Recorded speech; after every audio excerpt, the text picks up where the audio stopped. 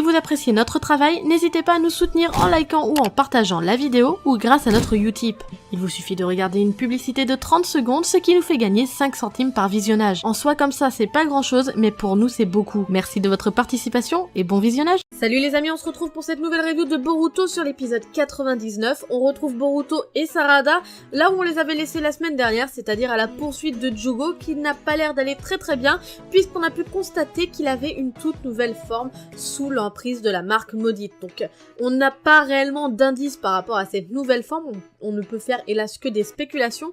Tout ce qu'on sait, c'est que l'équipe de Boruto, donc l'équipe 7 et l'équipe 15, celle avec donc les 3 filles, sont missionnées ensemble pour aller sur une mission d'oiseaux agressifs. Ils doivent arrêter le fléau, plus en trouver la cause, avec pour seul sensei Konohamaru, parce que Hanabi n'est pas disponible. Boruto et Sarada sont pris au piège par un Jugo, donc qui est plus qu'énervé, on l'a vu. Il est sous l'emprise de la marque maudite et ils sont clairement en danger parce qu'on se rappelle déjà à l'époque du potentiel des personnes qui étaient possédées par cette marque maudite, et bien là on a l'impression de voir une nouvelle forme évolutive peut-être de cette même marque maudite, donc forcément on sait très bien que Boruto et Sarada, seuls face à Jugo, ils n'auront aucune chance. Et heureusement, l'aide ne se fait pas attendre plus que ça, puisque Konohamaru et Mitsuki interviennent pour leur sauver la mise. Autant vous le dire tout de suite, j'étais agréablement surprise par la scène qui va suivre, avec l'affrontement entre Konohamaru et Jugo. Pourquoi ? Parce que c'était une scène qui était agréablement bien animé, mon dieu, c'était magnifique. Et en plus de ça, c'était enrichissant de A à Z, parce que là on est face à deux personnages qui nous sont totalement inconnus. Pourquoi est-ce que je dis inconnus? Je sens que vous allez vous enflammer en me disant « Oh mais les deux on les connaît très bien, etc. » Elle est complètement con, pourquoi est-ce qu'elle dit que c'est inconnu, etc. Pourquoi? Parce qu'en soi, Jugo à l'heure d'aujourd'hui, il repart sur une base inconnue. On ne sait pas du tout quelle est sa puissance avec cette nouvelle phase de la marque maudite. On se rappelle à l'époque de Naruto, le potentiel de la marque maudite permettait d'augmenter la puissance du ninja qui en était possédé. C'est d'ailleurs pour ça que Sasuke rejoint Orochimaru, pour augmenter sa puissance. Or, disons, parce que là, techniquement, j'ai pas l'information en tête, mais disons que cette première version de la marque maudite, si elle augmentait la puissance du ninja par 10, qu'elle la multipliait par 10, je pense que cette nouvelle version qui est sujet Jugo devrait facilement être plus haute que l'ancienne, sinon c'est pas drôle. Et donc, imaginons que si l'ancienne multipliait la puissance par 10, imaginons que celle-ci augmente la puissance par 100, eh bien ça voudrait dire que c'est totalement autre chose, et que là on est face à un Jugo qui est hyper puissant. Après tout ça, c'est vraiment de la théorie que je vous dis. Je vais pas dire que c'est une science, que je dis la vérité ou quoi que ce soit. Je ne sais pas du tout, mais c'est vraiment pour théoriser, pour schématiser, pour que vous compreniez bien ce que je veux dire. Donc en gros, là, Jugo, on est face à un ninja dont on n'a aucune information, qu'on ne connaît pas du tout sa puissance. Et là, c'est pour ça que je vous dis qu'au final, on est dans l'inconnu, parce que même si Jugo était un personnage qu'on connaissait à l'époque de Naruto, là, même si on repart sur la même base, on ne connaît pas du tout sa puissance et on ne sait pas du tout de quoi il est capable. Et Konohamaru, de l'autre côté, eh bien, c'est pareil, parce qu'en soi, Konohamaru, même s'il est présent, très présent, depuis le début de Boruto, ce n'est pas le ninja qui a été le plus développé depuis les premiers épisodes de Boruto.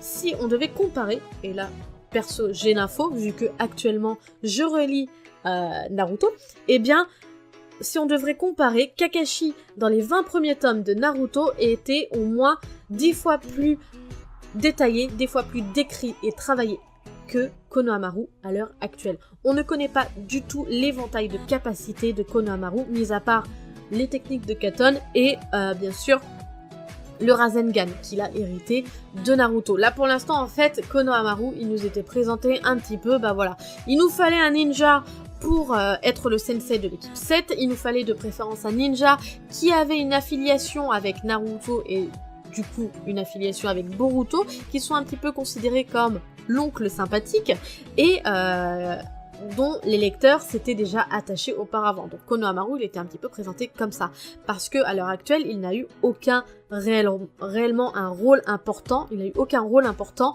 depuis le début de Boruto. On l'a vu quelques fois faire 2-3 Rasengan, mais ça s'arrête là. Or là, dans cet affrontement, déjà juste dans la première partie de cet affrontement contre Jugo, on a énormément d'informations sur Konohamaru, et c'était juste magique. Et bien déjà, la première information qu'on a, c'est que eh bien il est extrêmement rapide parce que encore une fois on est avec un facteur inconnu par rapport à Jugo, c'est-à-dire que ça se trouve il est hyper puissant et c'est ça qui est un petit peu étrange, c'est qu'on n'a aucun facteur comparatif avec Jugo, on ne sait pas du tout quelle est sa puissance, donc ça se trouve eh bien, Konohamaru, c'est juste une bête pendant cet affrontement, mais on ne le sait pas, on ne peut pas le jauger. Bref, donc il est extrêmement rapide, il maîtrise le taijutsu face à Jugo, il arrive également à lui planter des kunai entre les deux mâchoires. Enfin voilà, là on est face à un Konohamaru qui est au mieux de sa forme et qui arrive à contrer et éviter les attaques de Jugo sous la forme de la marque maudite. Et après, on a un moment où Jugo arrive à choper Konohamaru et Konohamaru arrive à lui placer un Rasengan et à lui éclater dans la tronche et qu'il arrive à le mettre KO. Donc là, pareil, c'était très intéressant parce que on voit que Konohamaru arrive potentiellement à s'en sortir. Donc c'est pour ça que là, j'ai vraiment apprécié cet affrontement qui était certes très court, mais riche en informations parce que, eh bien voilà, on a un début de potentiel descriptif sur Konohamaru, un potentiel développement sur lui qui pourrait déboucher sur quelque chose dont j'ai une petite idée, mais bien sûr ça c'est de la théorie et je ne la partagerai pas maintenant, je pense que je ferai une vidéo spécialement là-dessus prochainement. Bref, là c'est pas le moment d'en parler, mais bon. Tout ça pour dire que cet affrontement il était juste magnifique et que je pense qu'il faudrait garder un œil sur Konohamaru prochainement. Je vous l'ai dit, pendant l'affrontement, Jugo arrive à choper Konohamaru et à ce moment-là, il lui inspire son chakra. Et c'est pour ça que j'insiste vraiment sur le potentiel de Konohamaru, c'est que même en ayant pratiquement plus de réserve de chakra, il arrive à nous placer un Rasengan. Alors que, on s'en rappelle très bien, le Rasengan c'est quand même une attaque qui demande pas mal de chakra et que Konohamaru n'a pas la facilité de Naruto en ayant une deuxième réserve de chakra avec un démon à queue en lui. Donc c'est pour ça que là encore une fois Konohamaru est vraiment très intéressant et qu'il faut le surveiller pour le développement prochain dans Boruto. Donc je vous l'ai dit, Konohamaru, grâce au Rasengan, il arrive à mettre KO Jugo et Jugo va réussir à retrouver ses esprits et à s'enfuir, même s'il sera encore potentiellement possédé partiellement par cette marque maudite.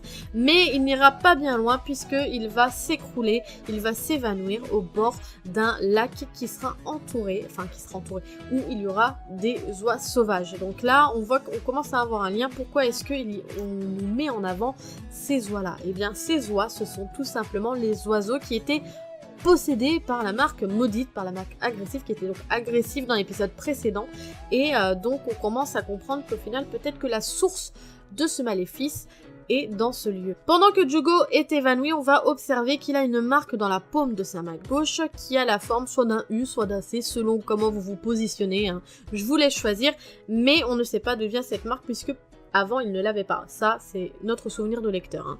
Donc, qu'est-ce que c'est que cette marque? Est-ce que c'est une marque par rapport à la marque maudite? Est-ce que c'est par rapport à cette nouvelle marque? On ne sait pas réellement. Et pendant qu'il est évanoui, eh bien, Tozaka va l'observer pour voir si il présente les mêmes symptômes que les oiseaux qui étaient possédés, disons. Et Jugo va reprendre ses esprits et on va s'apercevoir tout au long de l'épisode que, eh bien, ce n'est pas lui qui propage cette malédiction sur les oiseaux, mais au contraire que c'est lui qui les soigne. Et d'ailleurs, Tozaka, en ayant fait des prélèvements sur le sang des oiseaux et de Jugo, il a pu observer que les sauts entre les oiseaux et Jugo n'étaient pas les mêmes.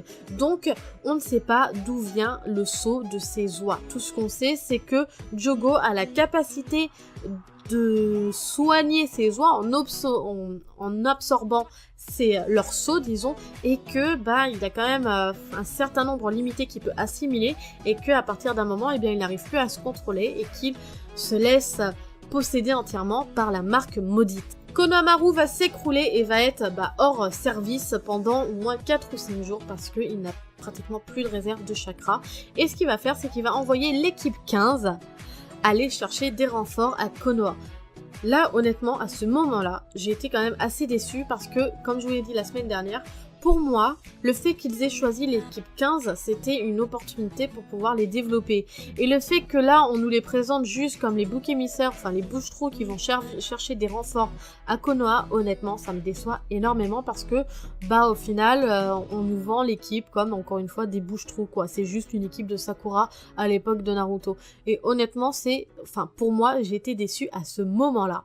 Après, donc, eh bien, Boruto, Mitsuki et Sarada vont réussir à rejoindre Jugo et ils vont forcer Jugo à les accompagner pour pouvoir soigner ces oiseaux et trouver un petit peu des réponses à leurs questions. Et pendant qu'ils vont chercher d'autres oiseaux qui sont sous l'effet de la marque maudite, eh bien ils vont tomber sur un groupe de personnes qui semblent très étranges et qui viennent apparemment du pays de la rivière. Ces personnes-là vont d'ailleurs prévenir nos ninjas que les ninjas de Konoha n'ont pas à venir au pays de la rivière sans autorisation. Et bon, Sarada va dire, excusez-nous, là on était en train d'enquêter, enfin, Sarada et Boruto, pardon, ils vont dire, excusez-nous, là on était en train d'enquêter sur des oiseaux agressifs, et on n'a pas vu qu'on avait quitté le territoire.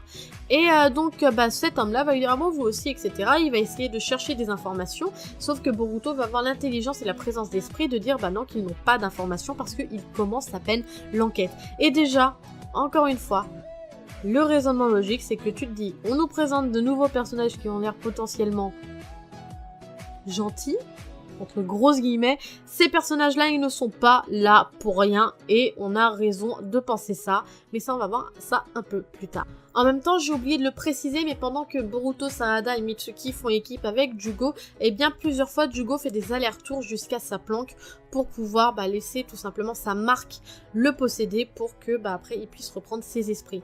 Et en gros, on apprend qu'il a un calmant, une sorte de calmant, une piqûre qui s'injecte pour pouvoir contrer les effets de la marque maudite. Et d'ailleurs, eh bien Mitsuki va dire comme quoi que ces calmants ont été créés dans le laboratoire d'Orochimaru.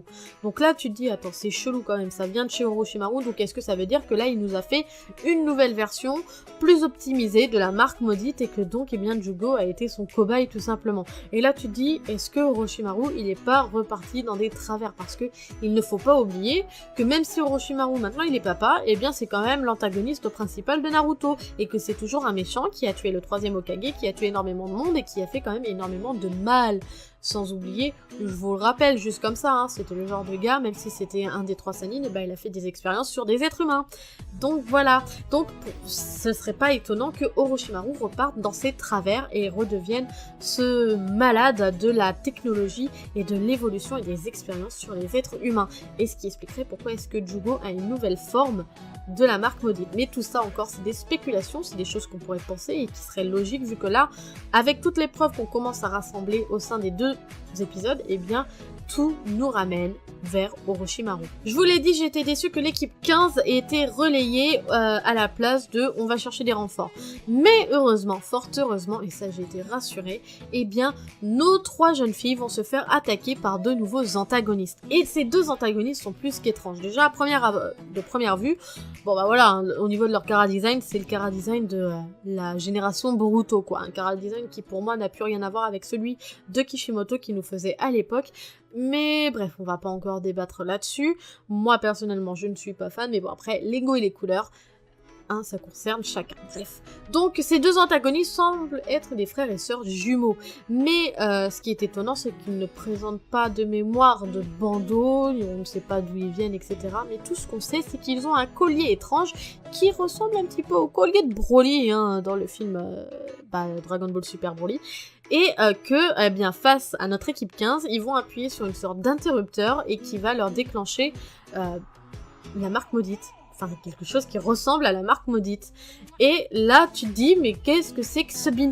Donc, est-ce que ce serait ça, maintenant, l'évolution de la marque maudite? Est-ce que, par hasard, ce serait la phase 3 de la marque maudite? Ce que je veux dire, c'est que on savait que la première version de la marque maudite, elle se propageait et que il fallait au ninja énormément de travail sur lui-même pour pouvoir la contrôler. Là, on voit que Jugo, il a une nouvelle forme maudite qui pourrait nous laisser penser que c'est une phase 2.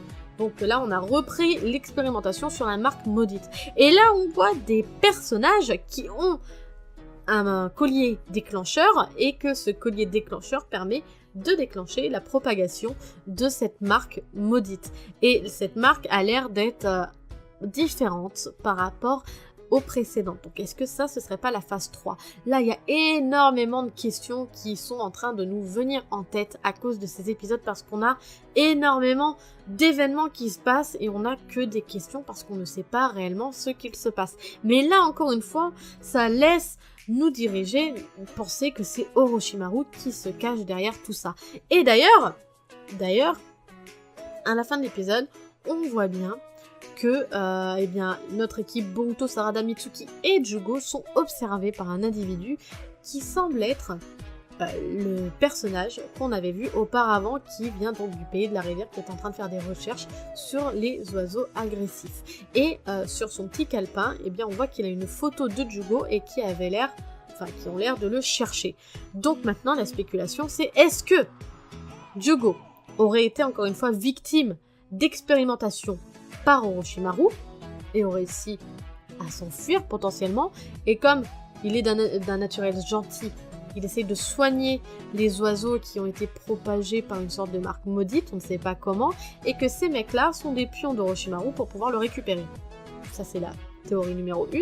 Mais la théorie numéro 2, c'est que quelqu'un a réussi à récupérer les souches de la marque maudite d'Orochimaru et a refait des expérimentations dessus, a réussi à capturer Jugo, a fait des tests dessus pour pouvoir développer sa propre marque maudite, sauf que c'est un petit peu parti en couille, que la marque maudite de Jugo s'est développée différemment, qu'ils ont fait des tests sur des animaux et que ça se propage avec de simples griffures, comme on l'a vu dans l'épisode précédent, et que donc ça commence à se propager, et que là donc les personnages en casquette blanche là, eh bien ce ne soit que des scientifiques ou des observateurs des effets qu'a la marque maudite sur les individus en extérieur.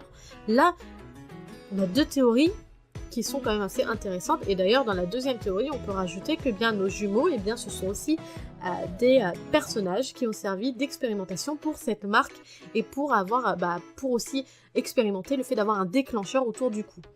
Et là on se remémore que dans l'arc avec les artificiels, le scientifique n'a pas été retrouvé et que le scientifique s'intéressait énormément aux travaux d'Orochimaru par rapport à Mitsuki. Donc, est-ce que ce serait lui ou est-ce que c'est quelqu'un d'autre? Je ne sais pas, mais je pense qu'on aura une réponse dans les prochains épisodes. Pour résumer, cet épisode était vraiment très intéressant parce que là, on nous pose des bases vraiment plutôt pas mal. Bon, après voilà, qu'on se leurre pas, c'est la petite habitude de Boruto, hein, on reprend les mêmes et on recommence, clairement c'est ça. Mais des fois, vaut mieux faire ça et le faire correctement que de nous pondre un nouveau récit et qu'au final, voilà, quand tu t'en fous un petit peu, c'est pas intéressant, t'es pas pris du tout par l'ambiance. Parce que là, je pense qu'à l'heure actuelle, c'est très dur de faire un récit du niveau de Kishimoto à l'époque. Et donc voilà, pour moi cet épisode était très intéressant, il va falloir suivre les épisodes qui vont suivre parce que là, ce qui se passe avec la marque maudite et tout, c'est très très très intéressant et je pense que, eh bien, ça va l'être de plus en plus à chaque épisode. N'hésitez pas à me dire par commentaire ce que vous avez pensé de cet épisode et me dire vos théories, ou alors si vous êtes de mon avis avec les deux que je vous ai présentés là en cette fin de review. Et likez, partagez la vidéo, ça me fait toujours super plaisir de voir qu'on est de plus en plus nombreux sur les reviews et sur les 5 choses à savoir, parce que voilà, vous êtes de plus en plus nombreux et honnêtement ça me touche énormément, et c'est d'ailleurs pour ça qu'à l'heure actuelle je suis en train de relire les Naruto, parce que, de les lire clairement, parce que j'ai jamais eu la chance étant plus jeune d'avoir tous les tomes de Naruto, ce qui fait qu'en soi je regardais les animés mais avec les hors-séries et tout, etc. Enfin vous savez très bien qu'entre la version manga et la version animée des fois il y a des kilomètres. Et donc, eh bien, c'est juste pour vous, pour pouvoir vous faire des vidéos de qualité, pour pouvoir analyser encore plus profondément tout ce qui se passe dans Boruto, ou même dans les 5 choses à savoir, pour avoir de plus en plus d'éléments à comparer, etc., pour vous faire des points très détaillés et tout, non pas forcément pour vous apprendre des choses, mais pour pouvoir approfondir notre connaissance de Naruto, parce que c'est quand même une licence qui est riche en événements, en informations et en toutes sortes de choses, et tout ça, honnêtement, si j'ai la force de le faire, c'est juste grâce à vous, par rapport au fait que vous me likez les vidéos, vous les partagez, tous les commentaires sympas que vous mettez en dessous de chaque vidéo, honnêtement, voilà, juste merci, parce que si j'ai la foi de relire les plus de 70 tomes, clairement, c'est vraiment grâce à vous. Abonnez-vous à la chaîne si vous ne l'êtes pas, parce que voilà, vous aurez la notification si vous cochez si vous appuyez sur la petite cloche dès les prochaines sorties des vidéos. Généralement, j'en sors 2 par semaine avec la review et les 5 choses à savoir, mais pourquoi pas prochainement un peu plus par semaine. Dites-moi ce que vous en pensez par commentaire, et puis moi je vous dis à la prochaine pour une nouvelle vidéo. Tchuss!